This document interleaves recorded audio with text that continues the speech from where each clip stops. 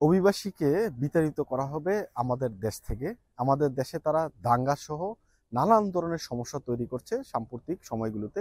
এই কথাগুলো আমি বলছি না, বলছে কঠোর ডানপন্থী নেতারা। কেন তারা এই কথা বলছে? গত শনিবার আফগানিস্তানের নাগরিকরা প্যারিসে যে ম্যানিফেস্টেশন করেছে, শুরুতে এই ম্যানিফেস্টেশন শান্তিপূর্ণ হলেও পরবর্তীতে সেটা সংঘর্ষের রূপ নিয়েছে। তারা যেখানে ম্যানিফেস্টেশন করেছে রুই সারনের ওই এলাকায়, সমস্ত এলাকা জুড়ে তারা একটা তাণ্ডব চালিয়েছে বলা চলে। কেননা তারা রাস্তার পাশে থাকা বিভিন্ন পুবইলের যে ড্রামগুলো আছে সেগুলোকে রাস্তার মধ্যে ছড়িয়ে ছিটিয়ে দিয়েছে, সাইকেল স্ট্যান্ডগুলো ভেঙে ফেলেছে এবং সরকারি বাস, রাস্তায় যে বাস চলাচল করছিল সেই বাসগুলোতেও আঘাত করেছে। এক পর্যায়ে এই সমস্ত তাদের যে ভাঙচুরের এই ছবিগুলো বা ভিডিওগুলো তারা সামাজিক যোগাযোগ মাধ্যমে যখন শেয়ার করছিল, প্রচার করছিল, তখন ফ্রান্সের গণমাধ্যম কর্মীরা শুরুতে এটাকে এত প্রাধান্য না দিলেও পরবর্তীতে কিন্তু সেখানে হাজির হয় এবং এক পর্যায়ে তারা গণমাধ্যম কর্মীকেও মারধর করেছে এবং পুলিশের সাথে তাদের বারবার কিন্তু সংঘর্ষ হয়েছে।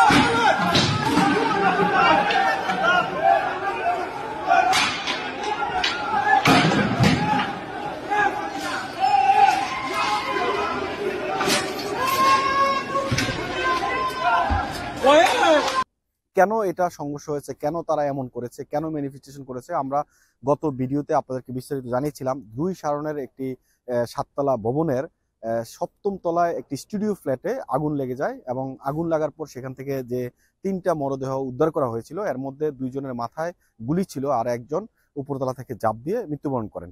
তো পুলিশ প্রাথমিকভাবে যেই তাদের যে বর্ণনা বা বিবরণ দিয়েছে, সেখানে বলা হয়েছে যে যেই ব্যক্তি মূলত ঝাঁপ দিয়েছে সেই ব্যক্তি তাদেরকে খুন করেছে, তাদেরকে গুলি করেছে, পরে তিনি নিজেই আসলে আগুন লাগিয়ে দিয়েছে। এটা পুলিশের প্রাথমিক তদন্তে আসলে এই ঘটনাটা পুলিশ শেয়ার করেছে, অথবা তদন্ত এখনো চলমান রয়েছে, পরবর্তীতে হয়তো অন্য জায়গায় মোড় নিতে পারে। কিন্তু মূল ঘটনা হয়েছে আফগানিস্তানের নাগরিকরা তারা যে ম্যানিফেস্টেশন করেছে, তাদের নাগরিকদের হত্যার তারা বিচারের দাবি তুলেছে, তারা জাস্টিস চেয়েছে, সব ঠিক আছে, কিন্তু তারা যে সমস্ত কর্মকাণ্ড করেছে এই কর্মকাণ্ডের ফলে এখন কিন্তু ফ্রান্সের গণমাধ্যমে এগুলো নিয়ে কথা হচ্ছে।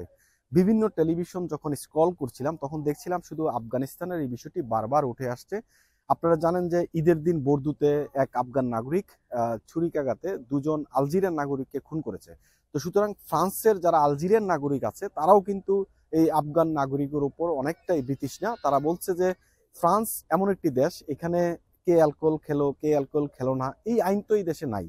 তাহলে কেন আফগান নাগরিক নিজ ইচ্ছায় আরেকজনকে অ্যালকোহল খাওয়াতে নিষেধাজ্ঞা প্রদান করছে, কেন বাধা দিতে গেছে, কেন ফ্রান্সের আইন সে অমান্য করে নিজ হাতে সে ছুরিকাঘাত করেছে? তো সুতরাং পরিবেশটা এমন একটা অবস্থা তৈরি হয়েছে, এখন একটা ঘোলাটে পরিস্থিতি বলা যায়, এবং ফ্রান্সের গণমাধ্যমগুলোতে এই বিষয়টি নিয়ে আলাপ আলোচনা হচ্ছে, বিভিন্ন টেলিভিশন টক শোতে এগুলো নিয়ে কথা হচ্ছে, এবং বিশেষ করে আফগান নাগরিকদের এই সমস্ত কর্মকাণ্ড বিদেশিদের উপর প্রভাব আসবে কিনা সেটা এখন প্রশ্ন। কেননা কঠোর ডানপন্থী যে সমস্ত নেতারা আছে তারা টুইট করে তারা জানাচ্ছে যে তারা যদি ক্ষমতায় আসে তাহলে বিদেশিদেরকে তারা বিতাড়িত করবে। কারণ এই দেশে একটা অশান্তির একটা জায়গা তৈরি করছে তারা, বিদেশিরা যখন মন চাচ্ছে তারা যা ইচ্ছা তাই করছে। এখন ম্যানিফেস্টেশনের যে পারমিশন, সেই পারমিশন নিয়েও প্রশ্ন তোলা হয়েছে, কেন ম্যানিফেস্টেশনের পারমিশন দেওয়া হলো? তারা একটা শান্তিপূর্ণ ম্যানিফেস্টেশন করার কথা থাকলেও পরবর্তীতে সেটা উচ্ছৃঙ্খলতায় রূপ নিয়েছে। আমরা যারা বিদেশি আছি আমাদের উপর এটার এফেক্ট পড়বে কিনা? হ্যাঁ, হয়তো পড়তে পারে, কারণ আমরা তো এই দেশের নাগরিক না, আমরা অন্য দেশ থেকে এই দেশে আসছি, রাজনৈতিক আশ্রয় নিয়ে জীবন জীবিকা নির্বাহের জন্য এই দেশে বসবাস করছি। কিন্তু আমাদের কি রাইটস আছে কিনা এই দেশে সরকারি সম্পদ ধ্বংস করার, জনগণের প্রতি একটা যে বিরূপ আচরণ করা বা একটা বিশৃঙ্খলতা তৈরি করা, আমাদের কি এই রাইটস আছে কিনা? আসলেই নাই এই রাইটস। তাহলে কেন আফগান নাগরিকরা এমন পরিবেশ তৈরি করেছে, যেটা নিয়ে কথা হচ্ছে বিভিন্ন গণমাধ্যমে, যেটা নিয়ে কথা বলছেন রাজনৈতিক নেতারা, যে এই ঘটনাটা আফগান নাগরিকদের ঘটনা, তারা নিজেরা ঝগড়া করেছে, যেটা বলা হচ্ছে যে একজন আরেকজনকে গুলি করে হত্যা করেছে। যেই বাসাটি স্টুডিও ফ্ল্যাট, সেখানে 3জন নাগরিক, আফগান নাগরিক থাকতো। একজন ছিল এই বাসার মালিক, আর বাকি 2জন তার বাসায় ভাড়া থাকতো। এক পর্যায়ে সেই কি নিয়ে ঝগড়া হয়েছে এখনো কিন্তু এই ঘটনার সূত্রপাত এখনো পর্যন্ত শেষ হয়নি, যেহেতু ইনভেস্টিগেশন এখনো চলমান রয়েছে। পুলিশ প্রাথমিক অবস্থা যেটা বলছে যে একজন বাকি 2জনকে গুলি করে হত্যা করেছে, এবং যিনি হত্যা করেছেন তিনি পরবর্তীতে আগুন লাগিয়ে দিয়েছেন ঘরের ভিতর, এবং তিনি নিজেকে বাঁচানোর জন্য যদিও জানলা থেকে লাফ দিয়ে তিনি পরে মৃত্যুবরণ করেছেন।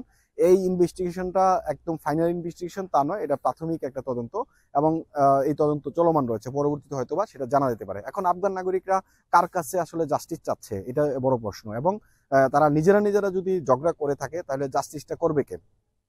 ফ্রান্সের কট্টরপন্থী রাজনৈতিক নেতারা যেটা বলছেন যে এখনকার এই ফ্রান্সের বর্তমান পরিস্থিতি যেভাবে গোলাটে তৈরি করা হয়েছে, যখন নাইলেম হত্যার পর আমরা দেখেছি ফ্রান্সে কি বড় একটা দাঙ্গা হয়েছে, এবং সেই আফগান নাগরিকরা সেই দাঙ্গার দিকে আসলে রূপ নিচ্ছিল কিনা সেটাও একটা প্রশ্ন। তো সুতরাং আমরা যারা বিদেশি নাগরিক আছি, আমরা মনে করি একটি শান্তিপূর্ণ সমাজে, আমরা সভ্য সমাজে আমরা বসবাস করছি, এবং এই দেশের যে আইন শৃঙ্খলা বা নিয়ম কানুন সেটা ফলো করে আমাদের বাকি জীবন এখানে আমরা কাটাবো, এবং আমরা বাংলাদেশি নাগরিকরা আমরা শান্তিপূর্ণভাবে এখানে বসবাস করব, এবং কোনো ধরনের উচ্ছৃঙ্খলতা আমরা যেন না যাই সেটা প্রত্যাশা থাকবে। এবং আফগান নাগরিকদের এই যে অবস্থান, এই অবস্থান থেকে আমরা যারা ভিনদেশি আছি, বিদেশি নাগরিক আছি আমরা এই দেশটিতে, আমরা অদূর ভবিষ্যতে হয়তো কট্টরপন্থীরা কোনোদিন যদি সরকারে আসে বা ক্ষমতায় আসে, তারা যে ধরনের পরিকল্পনা করতে চায় আমরা সেটার একটা অংশ হয়ে যেতে পারি, সেটা বলা যায় না। এমআইবি সংবাদ ও সংবাদ সংশ্লিষ্ট অনুষ্ঠান দেখতে ভিজিট করুন www.mibtelevision.tv ও facebook.com/mibtelevision.tv এবং সাবস্ক্রাইব করুন youtube.com/mibtelevision এ। এমআইবি টেলিভিশন, সত্য খবর, সঠিক খবর।